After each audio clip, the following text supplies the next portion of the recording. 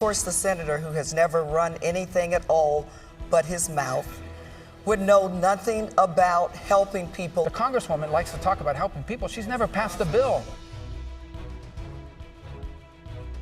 You're watching WPBF 25's Commitment 2022 U.S. Senate Post-Debate Special. Here are Tiffany Kenny and Felicia Rodriguez.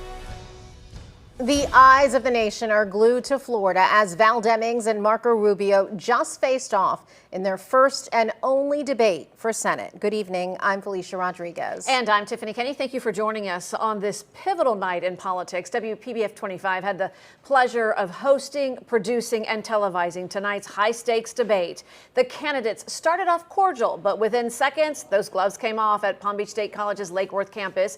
Senator Marco Rubio and Congresswoman Val Demings clashing on everything from gun control, abortion rights, to inflation, disaster recovery. Their records in Washington also in the spotlight, but was it enough to sway your vote in the election that is exactly 3 weeks away? We have live team coverage throughout this jam-packed hour. Our reporters have been following every angle of this debate. And our exclusive political analysts are also here, ready to provide key takeaways. We're going to begin tonight with our analysts, Adam Hasner and Ron Klein. And Adam, we're going to begin with you. So, who won tonight's debate and why? Well, I don't think anyone is really going to persuade somebody who is thinking about voting for the other candidate tonight. I think Senator Rubio demonstrated his knowledge of the policy issues and held his own. I think Congresswoman Demings was on the attack from the very outset. I think she was extremely aggressive, but I think Senator Rubio showed poise on the debate stage and certainly showed that he has a grasp of all of these important issues, particularly on the foreign policy issues. Ron, who do you think won? You know, I think that they both came out fighting, and I think that was something that was easily picked up on right away. I think Val Demings was very much into really strong on a few things. On the issue of what happened in Parkland and gun issues, and calling Senator Rubio out on the fact that he's been there so long, promised to do things and has done nothing. And for those people in the state of Florida who care about that, that's a big deal. Also, I thought she was strong on the abortion issue, making it very clear what her position was, and Senator Rubio sort of went back and forth, tried to make his case, but I don't think he did a very good job. Gentlemen, did either of the candidates do enough to sway any undecided voters? Yeah, I think particularly when you look at the issues that are important to the voters. Yes, we talked a little bit about abortion and we talked a little bit about gun control tonight, but that's not what the voters care about when they're going into the voting booth in 3 weeks. They care about inflation, gas prices, crime, chaos at the border. And on all of those issues, Senator Rubio was by far more impressive, not just with his knowledge of the issues, but with his policy positions. And I think that's what independent and swing voters are going to be looking for. And that's why I think he's going to be able to win on those key issues that people are caring about right now. Ron, a few seconds. Yeah, I don't agree with that, because I think the Republican position is just to criticize the economy, but I think she called him out on property insurance. She called him out on health care costs. She called him out on housing costs. All these things in Florida are out of control on his watch. All right. Gentlemen, we'll check back in with you momentarily because you are here with us throughout the evening. And we also have teams standing by in the spin room. We begin with the incumbent. Our Angela Rozier is in the spin room covering the response from the Rubio campaign. Ange? I can tell you right now, we are waiting for some of the surrogates to enter the spin room so we can ask them what did they think about this debate tonight. I can tell you that after talking to supporters before the debate started, throughout the weeks before the debate here today, they hit, Marco Rubio hit on that big issue about abortion. That was one of the issues that folks that I've been hearing from who support the senator say that's why they support him. He tonight, as you heard, said that he was 100% pro-life, but he said that did not mean that he did not, care about people's wants. He also talked about supporters that I've talked to said they've also impressed with his longevity in Congress. They say he has been here for so many years that he knows how to make these laws work for Republicans, and that's one of the reasons why they support him. Again, we are waiting for some of his surrogates, some of his representatives to come here. It's kind of a long way from where the hall is, where the debate took place today, but as soon as we do, we'll bring that to you. Back to you. Angela Rozier live for us down there in Lake Worth. Thank you. And Terry Parker also in the spin room. She continues our coverage with the response from the Demings campaign. Terry? Well, we sure didn't know what to expect from Val Demings tonight. We knew it was going to be a big night for her. It was her chance to really go forward and try to get some of these undecided and non-party affiliated voters to come over to her side. She started out talking about her background. She's the daughter of a maid and a janitor. She was a police chief, and she's worked to help people in the community. But man, then she started swinging, going right after Marco Rubio and his well, she called them non-achievement. She said he hasn't done anything in the more than 2 decades that he's been a politician. She accused him of being a liar, a cheater, and not helping the people of Florida. Of course, Marco Rubio was able to talk back to her about many of these things, and at times, if you listen to the debate, you couldn't even understand what they were saying. She did not back down. It's almost as though she just really wanted to get her points in and accuse Rubio of not doing a good job. However, did she convince all of these voters who haven't made up their mind, because you could hear in the audience that people would clap for him and then clap for her, the various supporters, but was she able to reach out to the people who have not made up their minds, and was she able to convince them that she would do a better job, especially when they started talking about the world stage and all of these other national concerns where Rubio does clearly have more experience? We're waiting for her to appear here with her surrogates to answer some of these questions, to tell us how they think she did, and was it enough, and how close this race may become. Because right now, as you know, she is trailing in the latest polls behind Marco Rubio. Not that many people know that much about her, but maybe this did change some people's minds. We'll just have to wait and see. Back to you guys. All right, Terry, and speaking of that poll, this debate could have swayed a voter's decision, as you just mentioned. The Mason-Dixon poll released earlier this month has Rubio with a 6-point advantage over Demings. Many are eager to see if that race tightened after tonight. And that includes students at Palm Beach State College. Our Jay Jarvis attended a watch party just a short distance from where the debate was held. She joins us now with their thoughts regarding the showdown between Demings and Rubio. Jade? Hey, Tiff and Felicia. Yeah, I was sitting right here with the students in the Public Safety Conference Center here on campus while they watched that debate. I'm joined now by Jackie Pecker. She is a second-year student here. Come join me right here, Jackie. And she was watching the debate right along with us. So, Jackie, first question for you. How are you feeling after watching this debate? I just feel even more ready to vote. You know, having the debate on our actual campus here just kind of heightens that energy and that hype around voting, especially for students like me, because the issues that they talked about are especially pressing for students, like all of the students that are joined here tonight at our student watch party. It really just brings up that energy to go out and vote, and I'm more than ready to vote after hearing the debate. Awesome. So what are some of those issues that you're most concerned about and that you heard the candidates speak about? So gun control is an issue that's very close to my heart. I live near Parkland, and those things are scary, you know.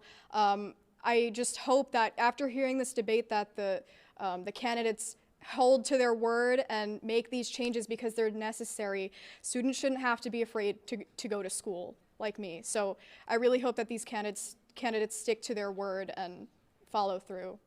And 3 weeks out from Election Day, do you think this debate is going to help you when you head to the polls on November 8th? 100%. I've watched and I've heard the different sides, and I already know where my vote is headed, and it's just a great place to have the debate, you know, and watch along with other students, and also have these conversations with students in order to, you know, influence my vote. All right. Thank you so much, Jackie. And the students here, their eyes were glued to that screen the entire time. So definitely a lot of informed voters going into the polls on November 8th here at Palm Beach State College. We'll send it back to you guys in the studio. All right, Jay, thank you. And we have been closely monitoring trends on social media and Google throughout the debate. Google interest in Florida regarding abortion spiked during the debate. The most common search area, Gainesville. And speaking of the web, take a moment to scan the QR code on the bottom right corner of your screen. Our digital team has been busy keeping you up to speed on all of the major debate moments tonight.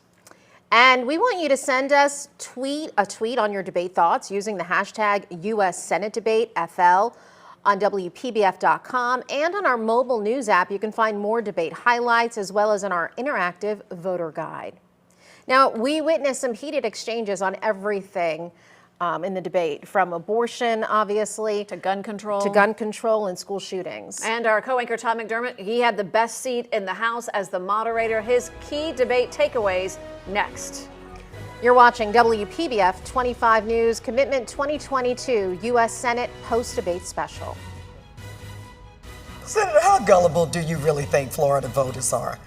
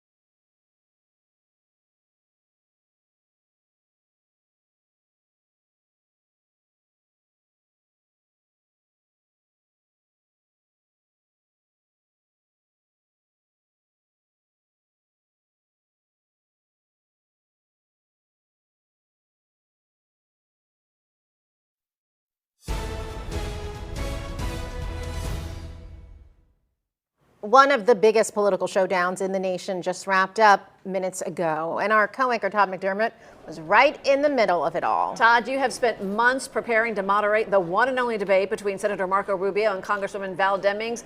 What was your key takeaway tonight? I think that this is not only a debate, Tiffany and Felicia, for the country, it's historic for the state of Florida. Tonight, we expected there would be some very direct confrontations, verbal confrontations over the issues, and we got them. And each candidate gave as good as they got tonight. I want to bring in my two compadres every time we do this, our exclusive WPBF 25 political analysts, former House Majority Leader Adam Hasner, former U.S. Congressman Ron Klein, who watched the debate there. And before we get into an issue in particular, I just want your take on what you thought of the debate. First impressions, Ron, I'll start with you. Todd, you did a great job. Is that what we want to talk about? Oh, that's what I was looking for. I was looking for a compliment. No, it really was well done. I mean, the debate itself was well done. I think they both did come out fighting. They both had positions. I think Val Demings has probably been frustrated by these ads that have been running that she feels are just totally the opposite of what the truth is. So she sort of used that in her presentation and her calling him out many times when he started using the same arguments that she believed were pretty false arguments to start with. Adam, same question to you. First impressions of the debate itself. Yeah, what I found too, and I talked about it earlier, that Marco wanted to focus on the key issues of inflation, crime, gas prices, the border. But even when he got the questions on abortion and gun control, he stood firm. He talked about his core passionate beliefs on being pro-life. He talked about trying to find solutions on such a divisive issue like abortion. And then he talked about his support of the Second Amendment. And so even on issues where you would think a Republican would typically be on defense, I think Senator Rubio did a great job of turning it around and being on offense to show that Congresswoman Deming's solutions wouldn't work, or that she actually had the ideas that were radical and out of the mainstream. And Adam, I think you're reading my mind, because I want to play clips for you to get your reaction to them. And first, we're going to go to this segment of the debate between Congresswoman Demings and Senator Rubio, having to do with guns. How long will you watch people being gunned down in first grade, fourth grade, high school, college, church, synagogue, a grocery store, a movie theater, a mall, and a nightclub, Congresswoman, and do nothing? That is time. I want to give you 30 more seconds, Senator. Well, everything she's for would have done nothing to stop any of these shootings. Every one of these shooters would have passed the background check that she keeps insisting on. No one here is in favor of mass shootings and violence. And that's why she says we did nothing. That's not accurate. The truth, today, you go to the Department of Homeland Security website, and there's a clearinghouse. She's going to mock it. She shouldn't, because the idea came from a Parkland father. And there's a clearinghouse there that basically tells schools, for example, this is what works for safety and this is what doesn't. And we got that put in there. You know who's trying to take that down? The Biden administration. All right. And Ron, I want to go to you first. Your reaction to that exchange. Yeah, I thought that was particularly a strong exchange for her. I thought she was strong. She made her point strong. I thought most people, and again, remember, you're playing for the independent, undecided vote here, not the either extreme here. The people in Florida that are sort of the middle of the road here, they're very frustrated by the fact that nobody's doing anything about this gun violence. And to talk about clearinghouses, I think she was right to say, come on, get over it. I mean, you haven't done anything, and people are still dying. We need to take action. You're not part of the solution. Yeah, that was only... Adam, but Senator Rubio did have a response to that. Yeah, but that was only a portion of his response. If you remember, he also talked about his support for red flag laws and following Florida's path with a red flag law. That was something that was a little bit outside of the norm for most Republicans, but he has to work in a body like the Senate where you need 60 votes to pass. You have to have bipartisan support. There needs to be compromise. He was working on solutions to try to address that. He knows he can't just have his way, or anybody for that matter can't have their way in the Senate. So I think he held his own on that issue. Todd, I would just make this point, though. The gun issue is one that is really deeply felt by a lot of people, that the government, Congress, states have failed badly. So when you start talking about, oh, red flag laws or this, these have not been solutions. People are still dying. Young children are dying. And, the people who keep voting against things, by and large, Republicans in this case, and Rubio being one of them, that's a very fertile area to get people's attention. All right, gentlemen, we have more to talk about when it comes to this debate tonight, Decision 2022, before you vote. I want you two to stand by. We're here still live at Duncan Theater on the campus of Palm Beach State College. I want to go back to Tiffany and Felicia in the studio. All right, Todd, thank you. Well, their differences were on display, but was it enough to sway voters who just may not have made up their mind just yet? We check in with undecided voters next.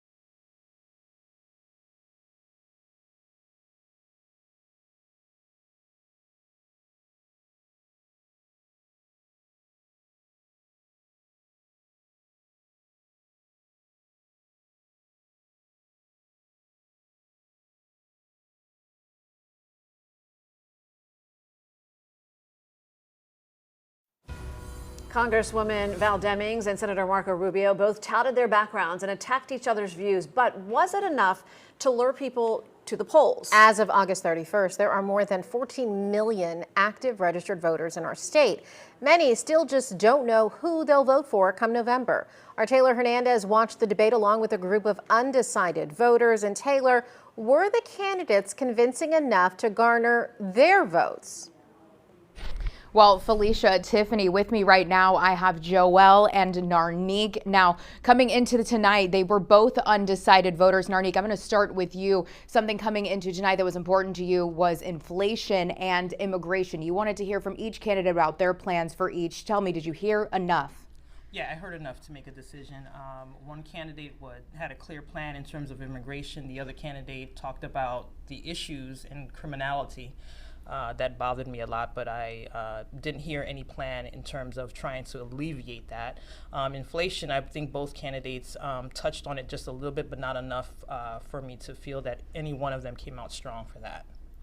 And then, Joelle, I want to chat with you quickly because coming into tonight, your big topics were taxation. You are from a family of small business owners as well as women's rights. Did you hear enough? I did hear enough to make a decision, yes. I really wish that that they would have talked more about corporate taxation. Val Demings did talk about Marco Rubio in favor of tax bailouts for large corporations. And I feel that the tax burden should not be on citizens and it should be on corporations. And I also really enjoyed that Val Demings was able to have a perspective on abortion that took into account not only the unborn children, but also the women involved in pregnancy. And I feel that Marco Rubio failed to take women into account in that aspect. Yeah, so coming in tonight, both of these women were undecided. Coming up in the next half hour of our post-debate special, I'm going to speak with two men who coming into tonight's debate were also undecided. We're going to learn if they heard enough to choose a candidate come November 8th. In the meantime, I'm going to send it back to the studio. All right, Taylor, thank you. Well, supporters for both campaigns flocked to Palm Beach State College's Lake Worth campus long before either candidate arrived. Yeah, our Ari Hite continues our coverage with the activity outside the debate site as heated moments happened inside. Ari? Yeah, while the candidates were making their final preps for this debate tonight, a lot of their supporters were actually in front of the college showing their support for their candidate. Let's go ahead right now and show you what was happening a little bit earlier on tonight. In all, there were about 50 people out here in front of the college. About 35 or so were supporting Senator Marco Rubio. About 15 were supporting Congresswoman Val Demings. They stood on opposite sides of the street. They were chanting, waving signs, cheering. There were some interactions between the two sides, but for the most part, all very peaceful. There was no violence at all. I was able to talk to a couple of people who were here supporting Marco Rubio, and they said they just wanted to come out and make their voices heard. I believe in America, and I think Marco and the rest of the Republican is going to restore America to how it used to be. I just want to come out and show support for the American citizen and just throw out my views. Unfortunately, supporters for Val Demings declined to talk to us. Supporters were out here for about 3 hours before wrapping up for the day. Sheriff's deputies kept an eye on the whole thing all the time. They stopped over just one time, but only to ask people to make sure they stay out of the road, make sure they didn't go in the middle of traffic. They wanted to make sure everything stayed safe out here, and in the end, that's exactly what happened. Reporting live in Lake Worth, Ari Hite, WPBF 25 News. Ari, thank you. Well, the back and forth banter for months has been in full effect. Demings urging Rubio to retire, Rubio calling Demings a puppet. And tonight, those heated words, they left Twitter, they left the campaign stumps for the first time, the candidates attacking each other face to face. But what did they say about the issues impacting you? Analysis on that coming up.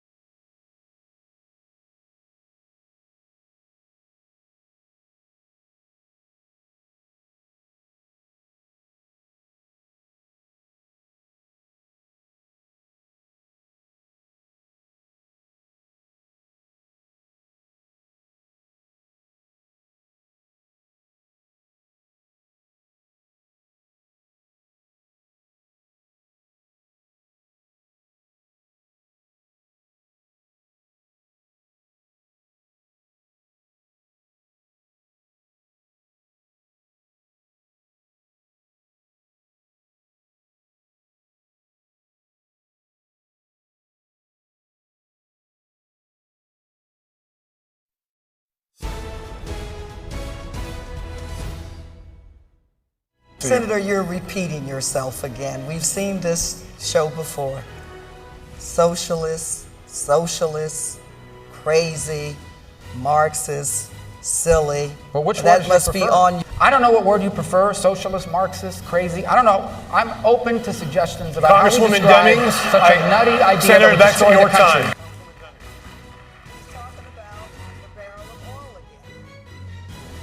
A fierce Senate debate right in our own backyard, one filled with adjectives and none really positive. Incumbent Senator Marco Rubio and his challenger, Congresswoman Val Demings, both seeking your vote. Thank you for staying with us for a debate that the nation has been waiting for. I'm Felicia Rodriguez. And I'm Tiffany Kenny. We have live team coverage with our team standing by to give us the latest response from both campaigns and from voters. But we want to begin with the man right in the middle of it all, the moderator of the debate, anchor Todd McDermott. Todd? Well, I was a good 12 feet out from being in the middle of it, but Tiffany, thank you. I want to bring in immediately our two expert political analysts, Adam Hasner and Ron Klein, and have them watch this first bit of sound, this exchange over the issue of abortion. I'm 100% pro-life, not because I want to deny anyone their rights, but because I believe that innocent human life is worthy of the protection of our laws. That said, every bill I've ever sponsored on abortion, every bill I've ever voted for, has exceptions. Marco Rubio has been clear that he supports no exceptions, even in the cases of rape and incest. He said it time and time and time again. And I'll say it again because obviously he didn't hear or he doesn't want to. I support a woman's right to an abortion up to the time of viability. And after this debate, I actually felt like I needed to say time, Senator, time, Congresswoman. But Adam, you mentioned this in our last segment, and that is Senator Rubio taking a position that may not be popular with some undecided voters, but taking that position. Your reaction to this exchange? Well, I think you have to remember that Senator Rubio has come out and supported the Lindsey Graham bill. I think you even mentioned it during the debate. That bill has exceptions in it. So no matter how many times Congresswoman Demings tried to say that Senator Rubio doesn't support it, he put his name onto a bill that did. This is a very divisive issue. There are people on both sides of it that feel very passionately. And I think Senator Rubio pointed out the fact that Congresswoman Demings' position is extremely radical, and that what he supports is in the Senator Graham bill with exceptions. Ron, your take on this particular exchange over abortion from the other perspective. I personally think that him saying that he signed on Graham's bill is just one bill out of dozens and countless interviews he's said where he supports, he believes in no abortion, no exceptions whatsoever. So, it is what it is. That's his position. He stood by it for the most part, but tried to wheedle his way out of it. But it is, again, for this undecided voter, again, that's the target audience here. This is a position that is really not in the mainstream. And her position, as she expressed it, is a Roe versus Wade position, which is the law of the land since 1972. So that's a pretty standard position that most people accept. He's sort of calling out it as extreme. I think most Americans don't think Roe versus Wade is extreme. I want to move on, if we could, to the next issue that's so important to every American, and particularly us here in Florida as well, and that's the inflation and dealing specifically with how to help families now. Let's go ahead and listen to this exchange. We've got to begin to produce American oil again. Why are we begging Saudi Arabia for oil? Why are we begging Venezuela and Iran for oil? We're producing 1 million barrels a day less on oil than we used to do just a couple years ago. No one planned the pandemic, but our response to it is everything. Individuals were hurting, families were hurting, businesses were hurting. We passed the CARES Act. Ron, I'll start with you.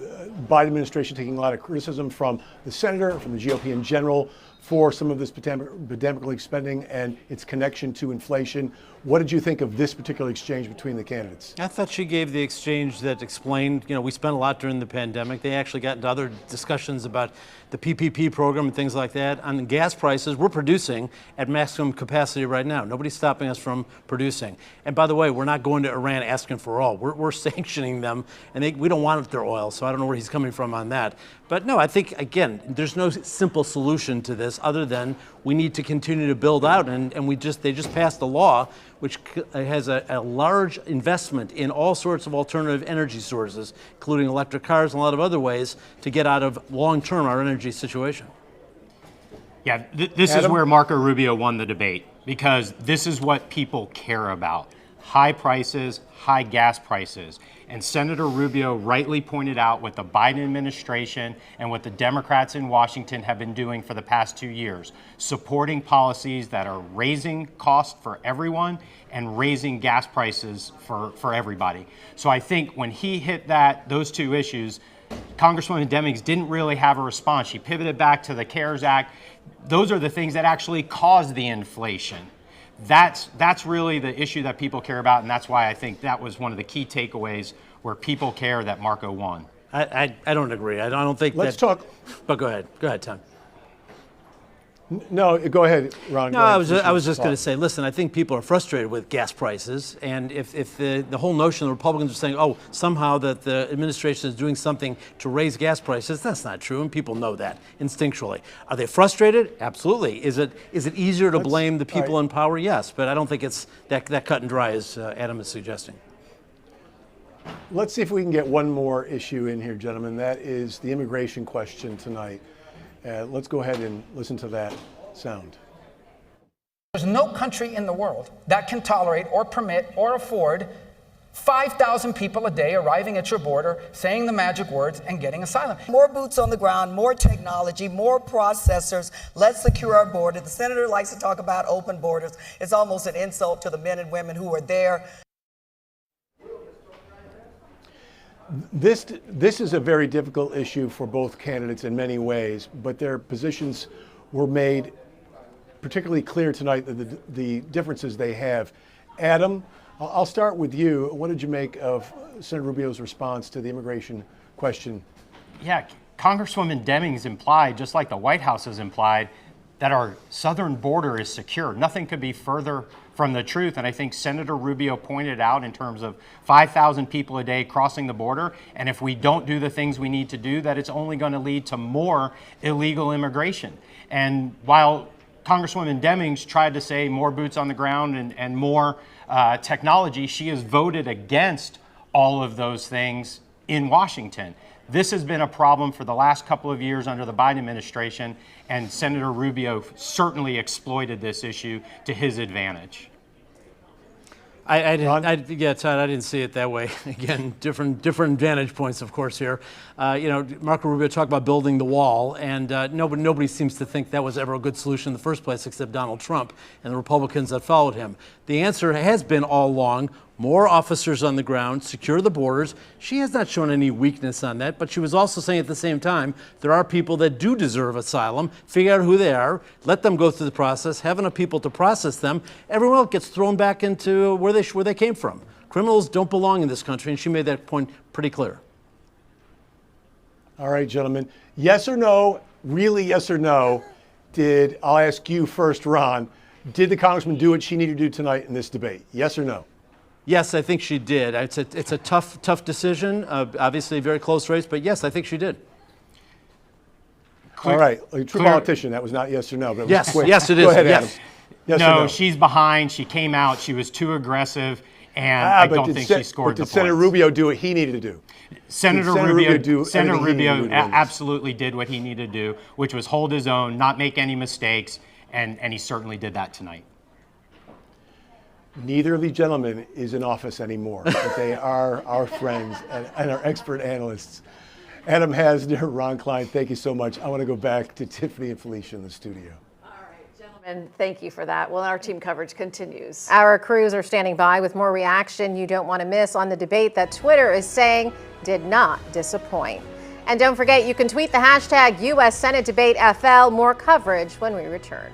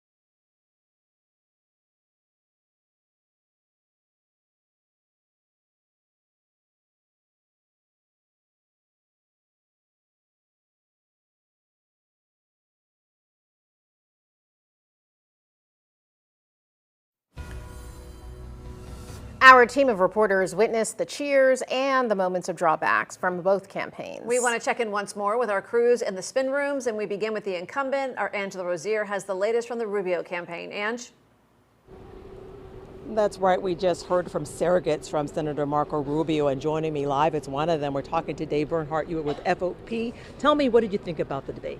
I thought it was great. You get to see democracy in this Republican action.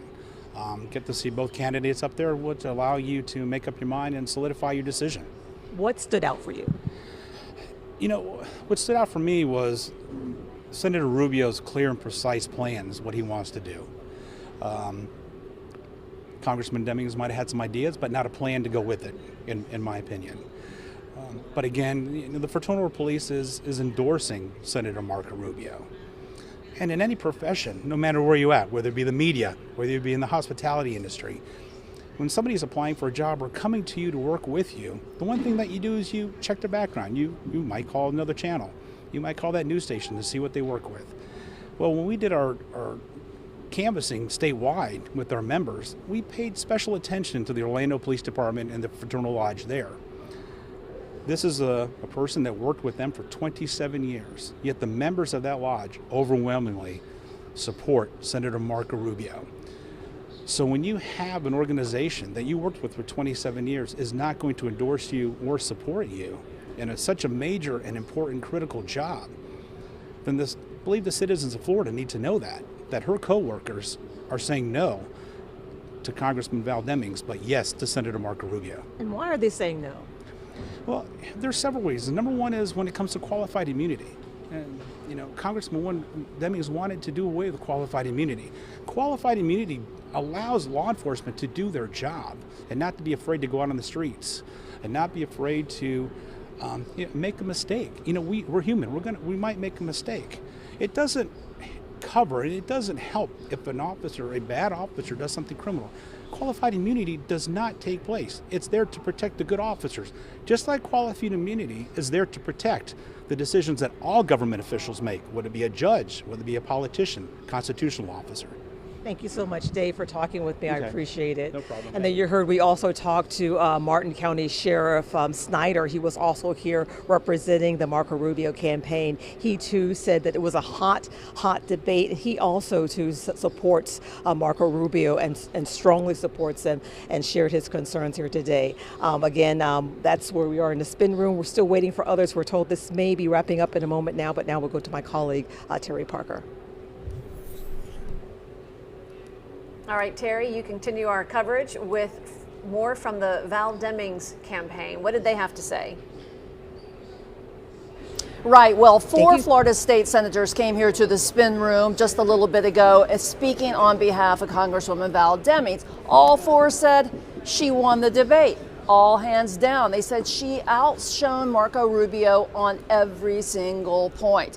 Local Senator Bobby Powell spoke about what he thought one of the biggest issues that really struck home for him was voter suppression. He said that Demings, really pushed that home to Marco Rubio, that he was trying to suppress votes. She was trying to make voting be able for every single person to be able to vote and make our democracy run even smoother.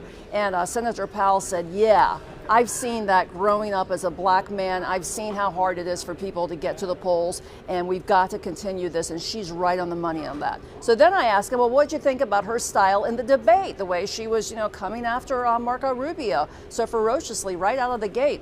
And he said, and the other Florida senators agreed, that she had to do that. They said that Marco Rubio, he's got all the experience, he's got all the power, she's a woman, she's the lesser experience of the two when it comes to the Congress and the Senate. So they said she had to come out and be aggressive and make those points with him. And then they all criticized Marco Rubio, and they said he was actually flippant, smug, that he smiled and acted like a frat boy, they said, particularly at the end. So that is exactly what the surrogates for Val Demings said. It remains to be seen if the people who aren't her surrogates actually agree with those points. Back to you guys. Terry, thank you. Well, for most of our local counties, early voting will begin next Monday, but many Floridians are already casting their votes by mail right now. According to the State Division of Elections website, more than 4 million ballots have been sent to voters across Florida. More than 733,000 have been returned. You have until next Friday to request your vote by mail ballot. The Senate candidates are each hoping they did enough tonight to solidify your vote, but were they able to sway a group of undecided voters? Our Taylor Hernandez shares their debate perspectives next.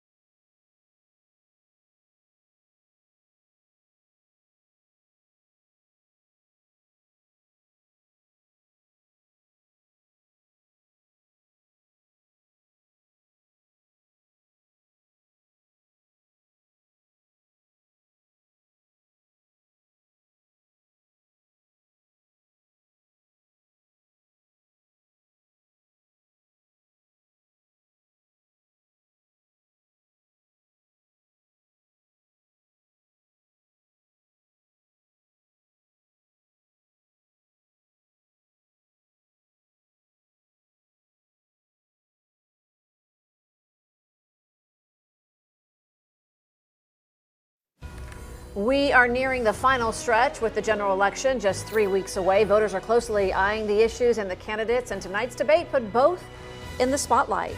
Our Taylor Hernandez watched the debate with several undecided voters. She joins us live with their perspectives. Taylor? Hey guys, yeah, I had a panel of undecided voters with me here at WPBF 25 News. I want to bring in two of them. I have Jonathan and Nathan with me. Jonathan, I'm going to start with you. You are a small business owner. Was it something that you thought would help your business, or was it more of a social issue? Because I understand that you are no longer undecided. Correct, and I am deciding to choose Val Demings in the race. I believe both candidates made very strong arguments in the debate, whereas Marco Rubio did make an impressive debate, or argument, I should say, about national security. He did have a more solidified plan of action, whereas Val Demings did have a little bit of logistical flaws, I will say. But what I will say swayed my vote was the powerful argument that Congresswoman Demings made about gun control, which I'm sure resonated with the families of the fallen victims in the Parkland shooting, as well as so many others that have affected our state and nation. And Nathan, I know you're a registered Democrat, but you came into this election undecided. Why do you think it's important to remain undecided, and what swayed you that you saw tonight? You know, the most important thing for me is policy. And if a person from another party has better policy, then you vote for them, period. But I don't feel like that's the case in this race. What I saw from Marco Rubio was a lot of defensiveness, a lot of over-aggression, a lot of running from the questions, and a lot of red baiting. It was nonsense. And frankly, the whole debate was disappointing in my view. They didn't really touch on the issues that matter to me: the cost of living, bettering conditions, having people have a stable job and a roof over their head. But I would say Val Demings came in stronger in the sense she wasn't a robot. She was talking about policy, she was talking about plans, she was giving real critique. And I just didn't see that from Marco Rubio. And I want people that are going to solve issues here in Palm Beach, and Val Demings seems like the candidate that's going to do that. All right, so there you have it from both of these two undecided voters who have now decided to each cast a ballot for Congresswoman Val Demings. About a fourth of voters registered in the state of Florida now consider themselves no party affiliated. We have a lot more breakdown of these numbers for you on WPBF.com. But in the meantime, now I'm going to send it back to the studio. Gentlemen and Taylor, thank you for that. Our Senate debate coverage continues after the break.